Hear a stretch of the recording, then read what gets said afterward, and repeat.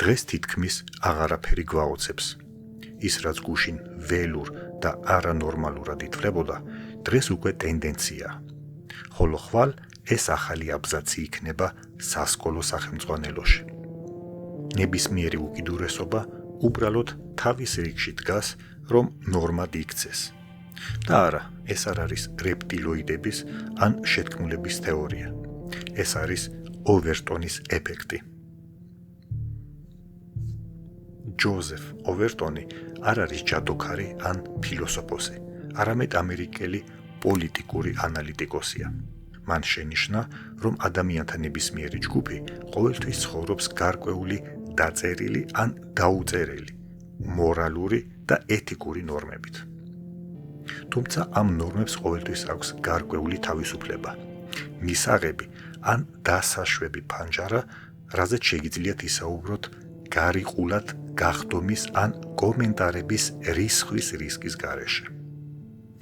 ამ ფანჯრის შიგნით ყველაფერი მისაღებია, მაგრამ მის გარეთ ყველაფერი ჯერ არანორმალურად ითვლება. და აი საინტერესო რამ. იუმორის, ფილმების, სერიალების და მემების მეშვეობითაც კი. მაგალითებით ავხსნი. ოდესღაც ითვლებოდა, რომ სურათების გადაღება შენი სულის მოპარვას ნიშნავდა. დღეს ადამიანები სიხარულით უზიარებენ საკუთარ სულებს ინსტაგრამის ისტორიებში და ელოდებიან მოწონებებს. ფანჯარა გადაიწია და ჩვენ ვერც კი შევამჩნიეთ, როდესაც გაკვირვება შევწყვიტეთ. რატომ არის ეს მნიშვნელოვანი? იმიტომ რომ ყოველ ჯერზე, როდესაც ფიქრობ, კაი რა, ყველა ასე იქცევა. შეიძლება უკვე სხვის სცენარში ცხოვრობ და რაც უფრო მეტად დაემორჩილებით ბრბოს, მით ნაკლები რჩება თქვენი პირადი აზრი. ასე რომ მოკალათდით, დღეს ჩვენ რეალობას გავაშუქებთ, რადგან ყოველი ფიქრის დროს იმის შესახებ, რომ უბრალოდ ასეთია ცხოვრება, თითქმის ყოველთვის არის ვიღაც, ვინც გადაწყვიტა თუ როგორი უნდა იყოს შენი ცხოვრება. ჯოზეფ ოვერტონმა არ გამოიგონა მანიპულირება. მან უბრალოდ მისცა მას მგაფიო ახსნა და დაწერა მომხმარებლის სახელმძღვანელო, რომელიც დაახლოებით ასე ჟღერს. როგორ შევცვალოთ საზოგადოების დამოკიდებულება ნებისმიერი რამის მიმართ ბუნტის გამოწვევის გარეშე. და გულწრფელად რომ ვთქვათ, კაცობრიობამ სწრაფადვე აითვისა ეს ინსტრუქცია. და დიახ, მანიპულირება ყოველთვის არსებობდა. მან გააცნობიერა, საზოგადოება და მისი ღირებულებები არ არის ქვა, არამედ პლასტელინი. თქვენ უბრალოდ უნდა იცოდეთ, თუ რომელი მხრიდან გაახუროთ იგი. პირველი ღილაკი არის ენა და ფორმულირება. გსურთ შეცვალოთ აზროვნება? ნუ გამართობთ, შეცვალეთ სახელწოდება. მაგალითად, ომი ხდება სამშვიდობო მისია. ღალატი პრაგმატული გადაწყვეტილებაა. სამუშაოდან დათხოვნა კი ბიზნესის ოპტიმიზაცია. და ცხოვრობთ ასე. ისინი ითხოვენ სამუშაოდან და ამიტომ ოპტიმიზაციას უწევენ. ისინი გამართობენ, ესე იგი საზღვრებს ადგენენ. ერთმანეთს ღალატობენ, ესე იგი საკუთარი თავის ძიებაში არიან. ჰარვარდში მათ ჩაატარეს ექსპერიმენტი. თუ უარყოფით სიტყვას ნეიტრალური ჩაანაცვლებთ, სტრესის დონე დაეცემა და დანაშაულის გრძნობა ნულისკენ იხრება. ენა მხოლოდ კოდი არ არის. ამ კონტექსტში ეს ასევე სინდისის ანესთეზია. მეორე ღილაკი იუმორია. ტაბუირებული თემები უფრო ადვილი გადასაყლაპია, თუ მას თვითირონიის სოუსით წარადგენთ. თქვენ გაიცინებთ და თქვენი ტვინი ჩანაწერს აკეთებს. თუ ეს ასაცილოა, მაშინ ეს საშიში არ არის.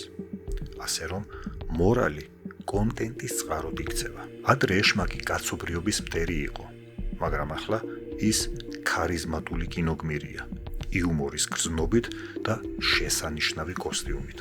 გაიხსენეთ დედპული, ანტიგმირი, რომელიც პოპულარული გახდა ზუსტად იმიტომ, რომ ის ყველა წესს არღვევს. ის არ იხსნის სამყაროს კეთილშობილების გამო. ის დაქირავებული მეომარია, რომელიც შურს იძიებს მათზე, ვინც მას უღალატა. ის კლავს, ხუმრობს და ამას მარტივად აკეთებს. ღიმილით და პირდაპირ კამერაში აკეთებს კომენტარებს. თითქოს ყველაფერი რაც ხდება, ტრაგედია კი არა, კომედიაა. მის ისტორიაში არ არის წარმოდგენილი ტრადიციული ბრძოლა კეთილსა და ბოროტს შორის. მხოლოდ ერთი ადამიანია, რომელმაც განიცადა ტკივილი, დაკარგა ყველაფერი და თავისი ტანჯვა შოუდ აქცია.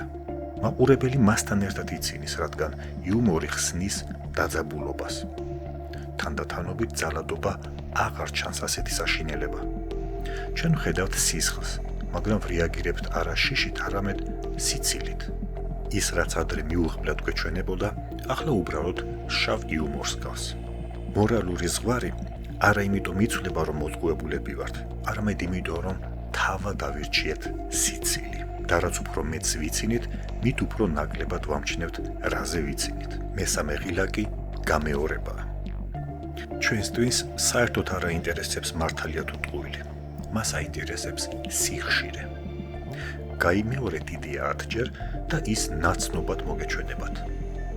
100-ჯერ ის გონივრულ აქსიომად იქცევა.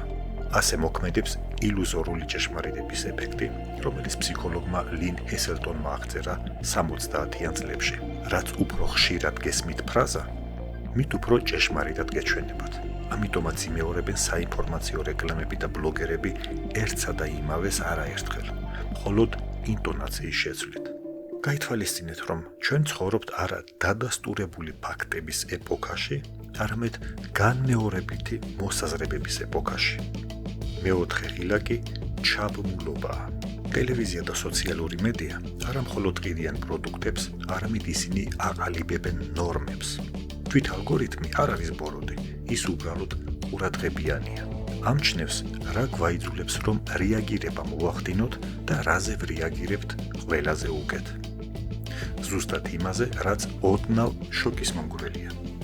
ყოველი სკანდალი, ყოველი ვირუსული ტენდენცია ჩვენი მორალური პრინციპების მოქნილობის გამოცდაა. და სანამ ჩვენ აღშფოთებული ვწერთ კომენტარებს, ალგორითმი უკვე ეძებს მსგავს შინაარსს ჩვენთვის. ფანჯარა კიდევ 1 მილიმეტრით გადაადგილდება.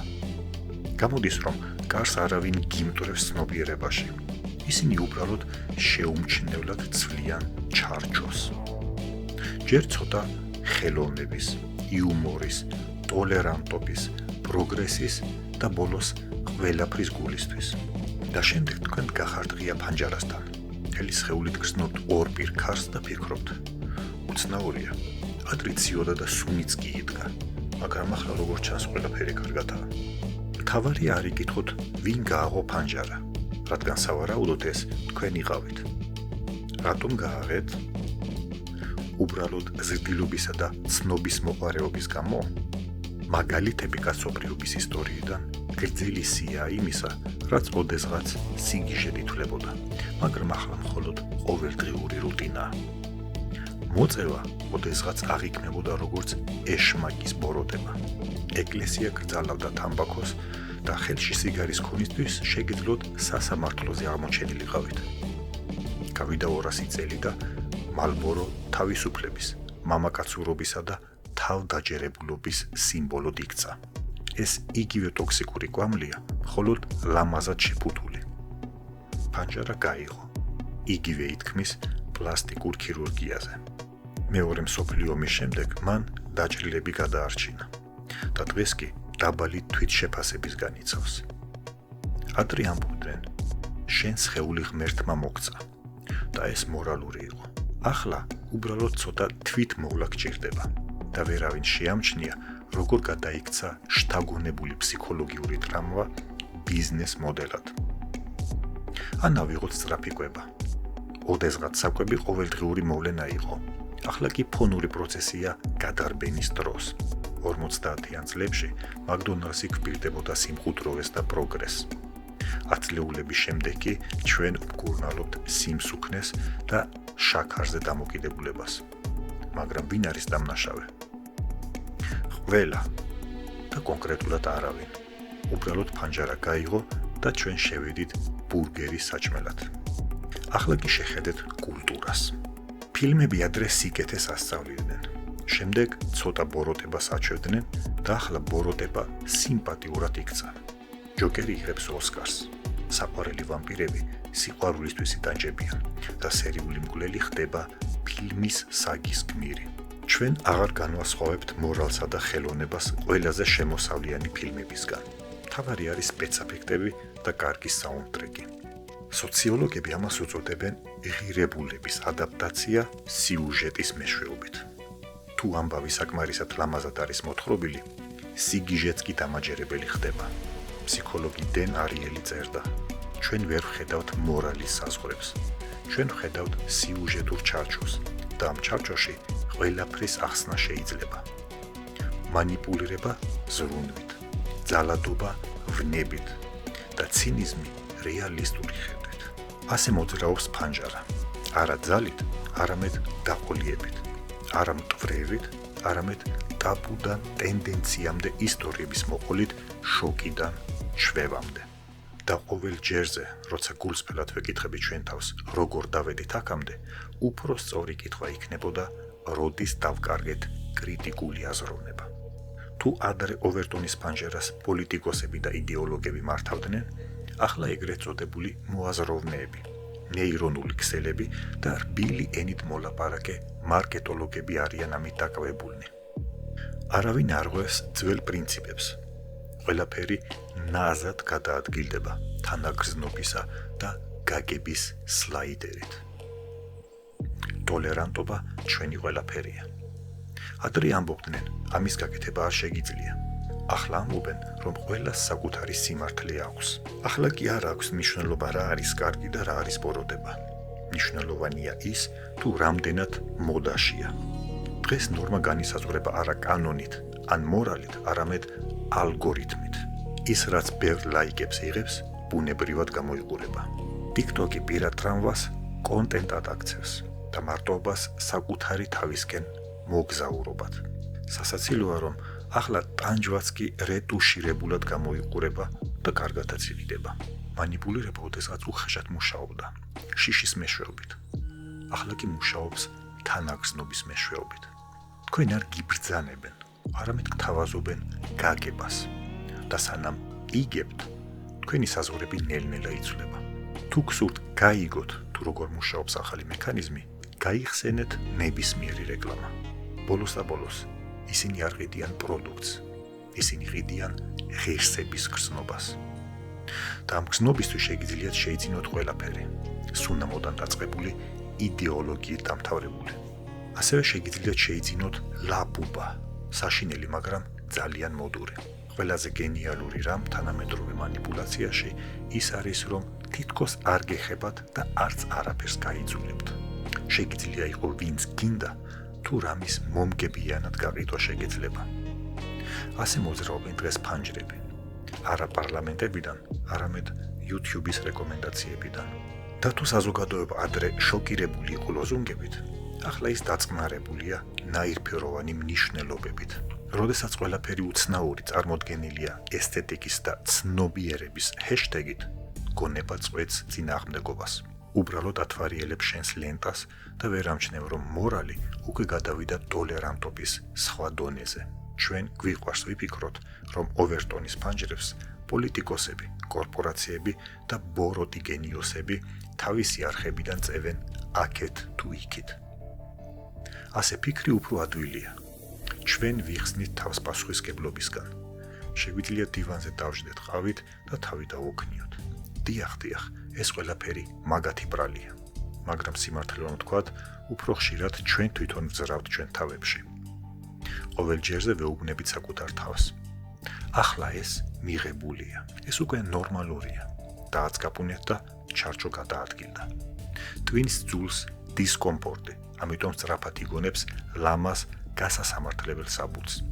ეს ტყუილი არ არის, ეს თვითპრეზენტაცია. ეს სიზარმაცე არ არის, ეს შეგნებული დასვენებაა. ეს დამოუკიდებლობაა. მე უბრალოდ სიჩუმე არ მიყვარს. ასე მუშაობს ჩვენში პროპაგანდის განყოფილება, რომელიც 24/7-ზე რედაქტირებს ჩვენს სინდის ახალი ტენდენციის შესაბამისად. დღეს შენი მორალის მთავარი რედაქტორი ხარ შენ. და ყოველი რატომაც არა, ფანჯრის ცოტათი გადაწევას ნიშნავს. ამას კოგნიტური შეჩვევა ჰქვია. რაც უფრო ხშირად ხედავთ ან ვუხსნით საკუთარ თავს რაღაცას, მით უფრო ბუნებრივი გვეჩვენება ის. და თითქოს გავხდით უფრო თავისუფლები, მაგრამ ზოგჯერ ისე ჩანს თითქოს უბრალოდ ვისწავლეთ თუ როგორ მშვენივრად გავამართლოთ სისულელე და სისუსტე. ასე რომ თქვენ გეგონათ რომ აკონტროლებთ თქვენს აზრს, მაგრამ აღმოჩნდა რომ უბრალოდ თქვენი სინდისი დააზიანეთ. თქვენი თავი აღარ არის იდეების ტაძარი, არამედ ხმაურიანი მოედანი, სადაც ყველა ყვირის საკუთარ აზრს. იცხოვრეთ მომენტით, მიიღეთ საკუთარი თავი, ნუ განსჯით. ეს ახლა ნორმაა. გსურთ დაიბრუნოთ თქვენი არჩევანის უფლება. დაიწყე მარტივიდან. შეწყვიტეთ ყველაფრის გაგების მცდელობა. ჩვენ ძალიან გავერთეთ თანაგრძნობითა და ტოლერანტობით. და ზოგჯერ სასარგებლოა გულწრფელად თქვა: არა ხალხო, ეს სისულელეა და მე არ ვარ ვალდებული მივიღო ეს აზრი. ფსიქოლოგები ამას საზღვრების აღდგენას უწოდებენ. მარტივად რომ ვთქვათ, მე მაქვს გემოვნება და მორალური კომპასი და მე მათ ვიყენებ. შეეცადე შეამჩნიო თუ როგორ ხშირად უწოდებ მანიპულაციას აზრს. როგორ თავაზიანად მოგწონთ იდეები, რომლებსაც შინაგანად ეწინააღმდეგები. როგორ ამართლებ დაღლილობას და აპათიას სიტყვებით ყველა ხო ასე ცხოვრობს. ნამდვილი თავისუფლება არ არის ის, როდესაც ყველაფრის გაკეთება შეგიძლია. არამედ ის, როდესაც შეგიძლია თქვა არა და არ იგრძნო თავი დამნაშავედ. როდესაც შენი შინაგანი ოვერტონი წვეც იყოს ყოვლის მჭამელი და ისევ ცენზორად იქცევა, მაგრამ ტემპერამენტით. ისეთ გარემოში, სადაც ყველაფერში ექსპერტია, ირონია ფსიქიკური კოლაფსის საუკეთესო ვაქცინაა. გაიცინეთ, როცა შეამჩნევთ, რომ ახალ ნორმას გთავაზობენ. კიდევ ერთხელ გადაამოწმეთ, როდესაც გეტყვიან, ყველა ასე აკეთებს და გახსოვდეთ, თქვენს ოვერტონის ფანჯარას უნდა ჰქონდეს მიკროვენტილაციის რეჟიმი. ჩვენ არ ვართ ვალდებული ყველაფრის მიმღებნი ვიყოთ. ზოგჯერ სასარგებლოა ეჭვის გამოხატვა, რომ შევინარჩუნოთ საღი აზრი. ხოლო ეპოქაში, სადაც საღგონიერებას ტოქსიკურობა ჰქვია, საკუთარ თავში დარჩენა უკვე წინააღმდეგობის აქტია. ყველა კითხულობს თუ როგორ დაიცვას თავი მანიპულირებისგან. პასუხი სასაცილოდ მარტივია. შეწყვიტე იყო პროგნოზირებადი. ალგორითმს არ სჭირდება შენ შესახებ ყველაფრის ცოდნა. ნუ ააშენებ კედლებს შენს გარშემო. საკმარისია დააინსტალირო ფილტრი შენივე კრიტიკული აზროვნების. ყოველი ახალი ტენდენცია არ ნიშნავს წინსვლას ან განვითარებას. ზოგჯერ ის უბრალოდ მოძველებული სისულელეა ახალ შეფუთვაში. ისწავლეთ განსხვავება განვითარებასა და წვრთნას შორის, თავისუფლებასა და განმანათებლობით შენიღბულ მარკეტინგს შორის. და რაც მთავარია, ნუ გადააქცევთ სკეპტიციზმს ცინიზმად. შემოწმება არ ნიშნავს არდაჯერებას. ეს ნიშნავს საკუთარი თავის და თქვენი გონებრივი შესაძლებლობის პატივისცემას, რადგან ოვერტონის ფანჯრები არ იყურება სახლში, სადაც შუქი ანთებულია. თუ შეინარჩუნებთ სიცხადეს და სულიერ ორიენტაციას, არც ერთი ახალი ნორმა არ გახდება თქვენი. სამყარო ყოველთვის შეეცდება გიხსნათ, რომ გრძნობა საშიშია და აზროვნება კი დამღლელი. მაგრამ სწორედ ამ მომენტში იწყება ზრდასრული ცნობიერება. იმ მომენტში, როდესაც თქვენ ირჩევთ არა ტენდენციას, არამედ საკუთარ თავს. დღეისთვის სულ ეს იყო. ყოველგვარი მანიპულაციების და ოვერტონის ფანჯრების გარეშე უბრალოდ გთხოვთ, თუ ეს თემა თქვენთვის საინტერესო აღმოჩნდა, გთხოვთ მოიწონოთ და გამოიწეროთ არხი. კომენტარებში დაწერეთ, რა მანიპულაცია შენიშნეთ ბოლო დროს. მოდით დავეხმაროთ ერთმანეთს ვიყოთ ყურადღებიანები და არ მივცეთ ვინმეს ჩვენი ფანჯრების გაღების საშუალება მოპატიჟების გარეშე. წარმატებები.